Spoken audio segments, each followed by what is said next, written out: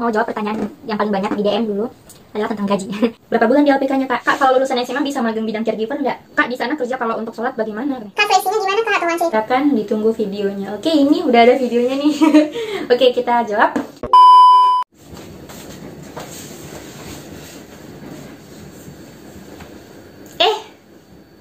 Hai, assalamualaikum. Welcome back to my YouTube channel.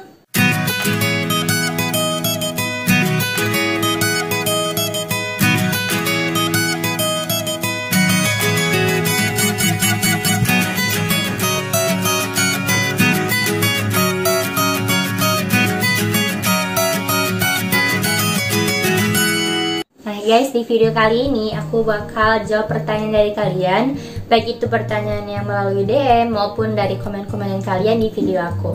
Ya, tujuannya supaya teman-teman gak bingung karena pertanyaannya nanti udah dijawab, dan juga lebih bermanfaat lagi video aku, dan pastinya gak ada pertanyaan sama lagi yang muncul kembali gitu. Tapi sebelum itu jangan lupa like, subscribe, dan komen serta share ke teman-teman kalian supaya video aku bermanfaat. Oke, udah ya. Nah, oke, jadi kita langsung aja masuk ke pertanyaan yang akan kita bahas. Jadi pertanyaan yang pertama itu, berapa bulan di LPK-nya, Kak? Aku sekitar 1,5 tahun. Lewat LPK mana, Kak? Nah, ini. Jadi aku tuh untuk pergi ke Jepang melalui 3 LPK, dimana LPK yang pertama itu dari LPK Tamasi yang ada di Binjai. Jadi dari LPK Tamasi inilah kita tahu adanya program magang caregiver di Jepang ini.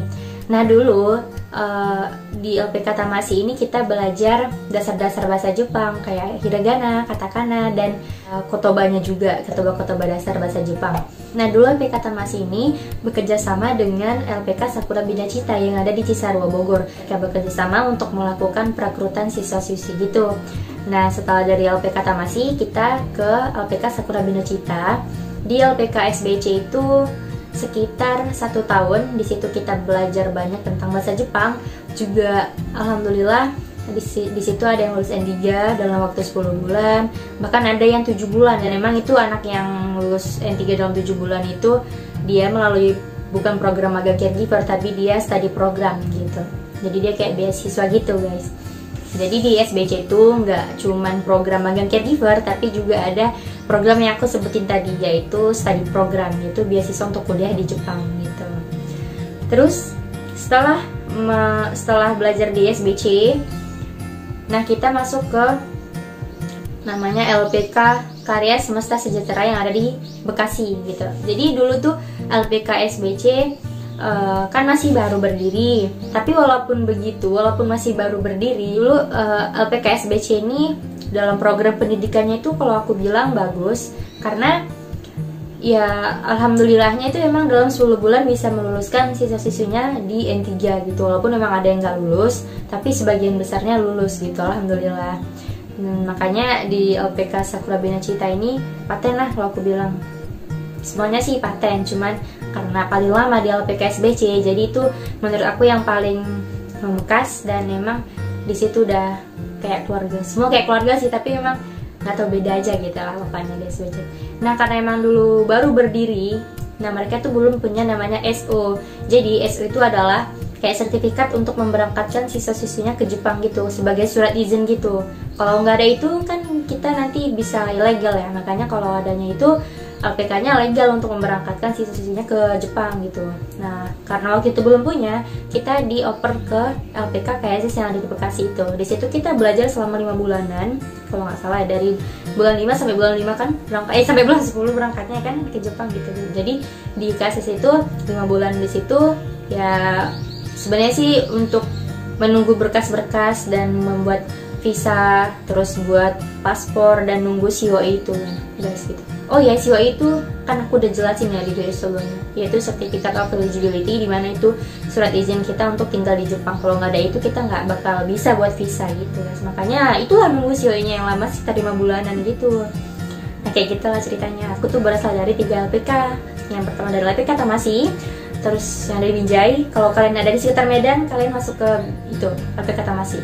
Terus yang kedua dari LPK Sakura Bina Cita yang ada di Cisarua, Bogor. Jadi kalau kalian yang ada di daerah Jawa, kalian masuk ke LPK SBC aja, karena Karena aku udah bilang program pendidikannya bagus, terus juga di situ untuk melatih mentalnya itu juga bagus, karena nanti biar ke Jepang tuh nggak kaget gitu, biar nggak lembek mentalnya lah. Terus di LPK KSS yang ada di Bekasi gitu. Nah, oke, pertanyaan selanjutnya, kalau sebulan pertama di sana keperluan sehari-hari pakai uang apa sebelum gajian pertama ya, katanya. Terima kasih. Iya, jadi waktu itu kita berangkat dari Indonesia tanggal 28 Oktober tahun 2019 dan nyampenya itu keesokan harinya tanggal 29-nya. Dan ya di situ kita nggak langsung disuruh kerja kok. Di situ kita kenshu dulu, kita pelatihan dulu selama 2 bulan di Ibarakiken, tepatnya di Sakuragawashi. Nah, di situ ada sekolah khusus jishusei gitu. Jadi kita di situ masih sama-sama nih, masih tinggal dalam satu asrama. Terus juga di situ kita belajar tentang bahasa Jepang dan tentang perawat itu sendiri, karena memang nggak semuanya yang jadi jishusei yang kerja di caregiver nanti nggak semua dari tamatan perawat gitu. Ada yang dari SMA biasa atau yang memang dari kuliah jurusan lain tuh ada. Makanya untuk bisa lebih mengerti tentang pekerjaannya nanti itu dibuatlah pelatihan ini tentang keigo, tentang ya caregiver itu kan. Di situ kita 2 bulan pelatihan dulu. Nah, di situ juga kita kan belum kerja kan, belum ada uang lah istilahnya kan, paling bawa uang dari Indonesia paling cuma 1 mang gitu, nggak bakal cukup memang. Makanya ya pihak perusahaan kan ngerti kondisi kita, makanya kita dikasih waktu itu 1 bulan itu per orangnya 7 mang gitu kan. 7 mang dikali 2 bulan dapat 14 mang gitu selama pelatihan sebelum bekerja, kan enak, alhamdulillah kan gitu. Terus di situ untuk uang makan ya kita ngumpulin uang per orangnya itu 2 mang untuk sebulan. Jadi 2 mang dikali 18 orang kita dulu, jadi 36 mang untuk uang makan sebulan. Dan ya paling dikali 2 bulan paling kita cuma mengeluarkan biaya 4 mang untuk uang makan doang gitu. Jadi sisanya 10 mang kan. Nah, 10 mangnya itu ya udah kita gunain untuk keperluan lain. Nah, kayak gitu. Kak, seleksinya gimana Kak? Tolong ceritakan, ditunggu videonya. Oke, ini udah ada videonya nih. Seleksinya itu maksudnya seleksi gimana ya? Seleksi interview itu kali ya, untuk dapetin kerjaan di Jepang kali ya gitu maksudnya ya. Jadi tuh ya udah waktu itu pas aku sama teman-teman di LPK Sakura Binachita. Kalau yang dari KSS beda lagi ya. Kami tuh dari LPK Sakura Binachita itu ada 12 orang. Di situ kita yaudah interviewnya waktu itu seangkatan kami di LPK SBC gitu kan. Terus orang-orang Jepangnya itu yang punya perusahaan datang, terus nginterview, ya udah diseleksi aja gitu. Dan waktu itu tuh aku sempat dinyatain gak lulus guys, karena emang dari pihak Jepangnya itu kayak salah input data gitu. Yang seharusnya itu yang lulus itu yang tertera di situ nama aku, tapi nama temen aku gitu. Ya alhamdulillah, memang aku awalnya memang agak kayak gimana kan, nunggunya itu selama sebulan gitu, nunggu kepastian, nunggu interview selanjutnya kayak gitu kan. Tapi alhamdulillahnya akhirnya ya hasilnya membahagiakan lah, alhamdulillah. Tapi kan kasihannya di kawan aku ya, kayak di PHP-in gitu. Cuman ya mau shogun ya gitu, maksudnya udah ya mau gimana lagi, emang udah terjadi. Dan itu pun memang kesalahan dari pihak Jepang, bukan dari pihak LPK gitu. Jadi kita mau ya mau gimana lagi kan kita. Ya udah kayak gitu ceritanya guys. Lanjut, Kak, di sana kerja kalau untuk sholat bagaimana? Nah, di sini guys, memang kerja di Jepang itu ada enak dan gak enaknya ya. Salah satu enaknya memang ada yang semua pasti dia tahu, gaji di Jepang tuh lebih dari cukup lah, alhamdulillah ya, bisa untuk nabung buat masa depan gitu kan.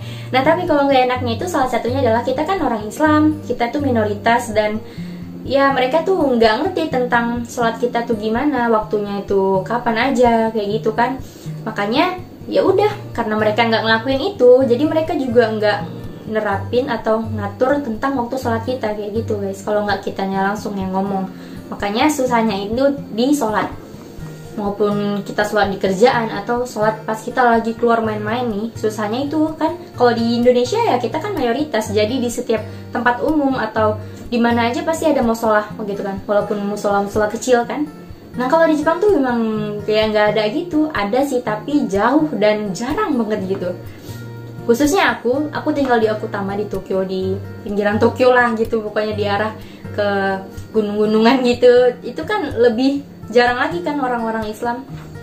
Ada, cuman jarang banget kan gitu. Paling dari 100% cuman 20% kan gitu. Itu mungkin nggak nyampe kali, nggak tahu. Makanya jarang banget ada masjid guys gitu, makanya susah kalau lagi keluar. Paling pun kalau mau nekat ya udah sholat di Eki aja, bodoh amat mau dilihatin orang ya, yang penting kan ya niatnya ibadah gitu kan. Ataupun enggak, kalau enggak dikodok di rumah kayak gitu, cuman kayaknya kurang afdol gitu kan. Terus susah kalau di kerjaan ya sholatnya kan, yang itu yang aku bilang tadi, karena kita sendiri kalau misalnya shift yang normal ya, shift yang biasa nih kan dari jam 9 sampai jam 6.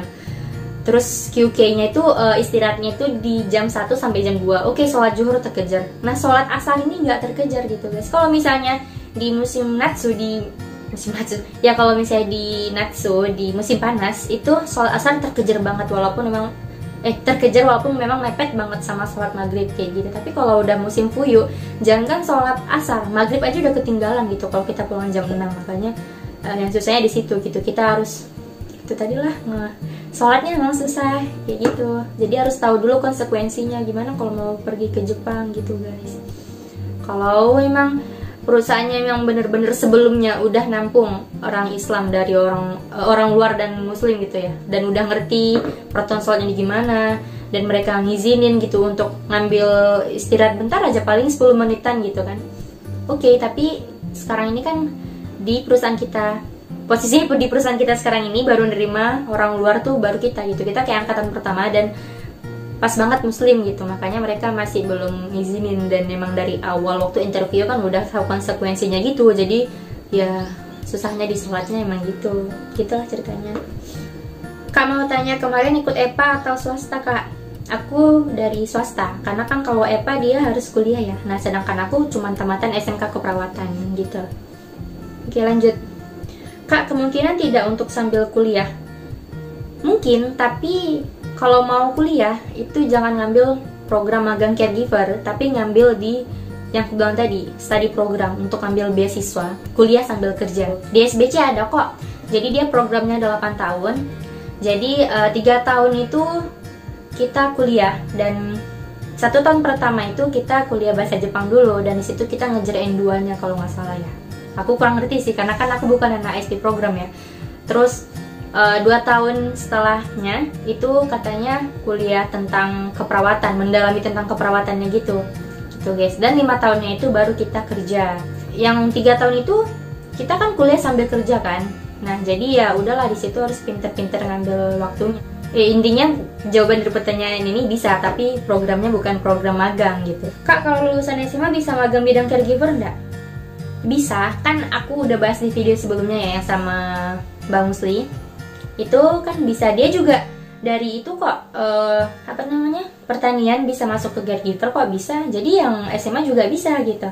Tapi itu tadi yang namanya LPK itu punya syarat dan ketentuan masing-masing kan. Kayak misalnya dia SBC, kalau misalnya dia masuk caregiver dan nggak dari SMK keperawatan, dia itu bisa ngambil magang dia kayak PKL dulu di panti jompo selama beberapa hari ya, supaya tujuannya kan nanti kita kerja di panti jompo gitu kan, jadi nggak terlalu kaget banget lah gitu kayak gitu. Dan ada syarat dan ketentuan lainnya tergantung LPK masing-masing ya. Kak ingin bertanya, apakah saat kakak berangkat untuk pelatihan belajar bahasa Jepang sudah menguasai banyak kata-kata kak? Gimana ya, kita kan untuk ke caregiver aja kalau bisa ya itu N3 minimal N4, jadi harus banyak lah pastinya menguasai kosakata, harus banyak menguasai kanji, bumbu gitu kan kalau mau ke N3 N4. Makanya jawabannya ya pokoknya harus gambar Naito gitu, harus semangat, harus semangat.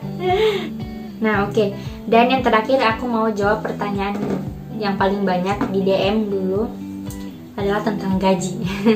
Jadi aku kan pernah ya buat review gaji aku di video sebelumnya, tapi udah sempet aku hapus karena emang kan di situ aku nunjukin slip gaji yang memang sangat beresiko ya kalau misalnya orang perusahaan itu tahu. Sebenarnya banyak anak Jisuse, Kensuse gitu yang review gaji di YouTube dan nunjukin slip gaji, tapi mereka kelihatannya nggak kenapa-kenapa.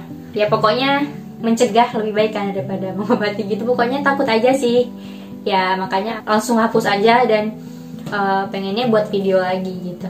Ya sekarang ini kesempatannya. Nah jadi di sini aku mau nyebutin gaji aku, tapi nominalnya bukan rupiah, aku mau ke yen aja.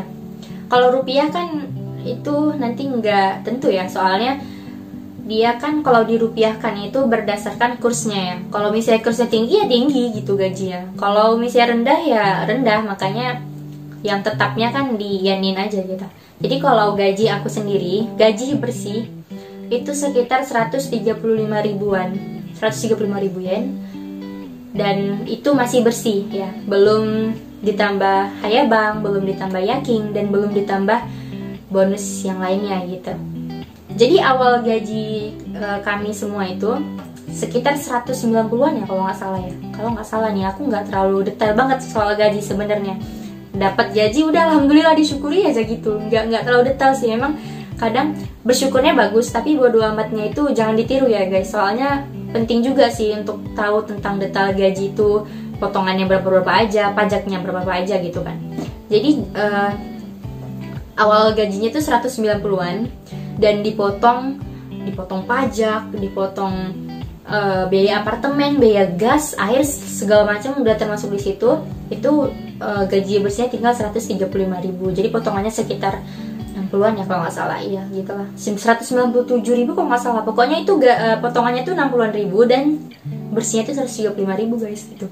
Nah kalau di perusahaan aku sendiri, setiap yaking, setiap si malam itu, satu kali si malam tuh ditambah 6.000 yen gitu. Dan selama 1 bulan kita bisa ngelakuin yaking itu 4 kali. Misalnya 4 kali itu paling banyak, 4 kali atau 3 kali kayak gitu kan. Jadi bisa ditambah 6 kali 4, 2 mang lah. Jadi bisa nyampe 150-an ribu gajinya gitu. Belum lagi ditambah hayabang. Bisa jadi hayabang dalam sebulan itu kita sekali hayabang, sekali masuk pagi. Jadi tuh gini, shift kita itu ada 3 shift. Shift yang pertama tuh shift hayabang. Jadi hayabang itu dari jam 7 sampai jam 4. Pokoknya kita kerja itu 8 jam lah normalnya kan di Jepang. Kalau shift yang kedua, yang shift normal itu dari jam 9 sampai jam 6 pulangnya. Nah kalau yang shift malam kan panjang banget ya. Kalau di kami sendiri itu 18 jam kalau nggak salah. Jadi mulai kerjanya itu dari jam 4.15 jam sore ya, 4.15 sampai jam 9.45. Sekitar ya 18 jaman ya kalau nggak salah ya, kurang lebih gitu sih. Makanya karena panjang, karena taiheng juga ditambah lah 6.000 tadi kayak gitu guys. Jadi aku bilang tadi ya, kalau hayabang ditambah 1.000, kalau yaking ditambah 6.000. Nah bisa jadi kalau kita hayabang sebulan itu ngelakuin 4 kali atau 3 kali, jadi kan tambah 4.000 ya kan. Jadi ya alhamdulillah paling 190-an ribuan dapat gitu. Alhamdulillah gaji kayak gitu. Tapi itu tadi jangan boros-boros, mentang misalnya gajinya gede nih, mau beli ini tuh. Iya aku awalnya kayak gitu. Makanya ya udahlah ditargetin mulai sekarang itu nabung, terus nanti kan untuk masa depan ya, kalau mau pulang nih kan ya kayak nggak tahu sih. Tapi pokoknya kita harus nargetin tabungan buat masa depan lah gitu, jangan poya-poya. Kalau yang sampai pasti udah ngerti ya kan. Kalau ini buat kohai, maksudnya yang nanti bakal datang ke Jepang kayak gitu ya, aku ingetin gitu, jangan boros-boros, jangan kayak aku nanti. Ya Allah, pokoknya gitu, gajinya segitu. Dan yang masih di Indonesia juga jangan wow gajinya gede, enggak ya, itu kan sesuai ya dengan gaji gitu. Gajinya gede, pengeluarannya juga gede gitu kan. Orang di sini aja apa tuh mahal gitu loh, makanan mahal, apa mahal gitu, semua mahal. Bayar pajak juga banyak kali kan gitu. Makanya ya bukannya nggak bersyukur, bukannya ngeluh, tapi ini mutarain aja gitu, ngasih info, ngasih apa ya, ngomong faktanya aja gitu. Jadi jangan tertipu sama gajinya gitu. Sebenarnya sisanya alhamdulillah banyak, makanya itu tadi harus pandai-pandai nabung gitu loh. Pengeluarannya juga banyak soalnya, keinginannya juga banyak gitu kan, karena terlena gaji gede gitu. Makanya ya Allah gitu, harus inget lah prosesnya gitu. Kalau mau boros-boros harus inget proses di awal tuh gimana gitu. Mas aku ke Jepang boros-boros beli apa yang ku mau dan pulang dengan tangan kosong, nggak punya apa-apa gitu. Makanya ya udahlah, karena gaji gede investasiin aja gitu. Di Indonesia udah dibeliin tanah, beliin ladang gitu kan. Wih, kayak gitu guys. Pokoknya cerita aku udah aja pertanyaannya. Semoga bermanfaat ya guys. Semoga yang mau ke Jepang dipermudah ya, amin. Assalamualaikum. Jangan lupa like, subscribe, and comment, serta share ke teman-teman kalian. Thanks for watching guys. Assalamualaikum. Bye.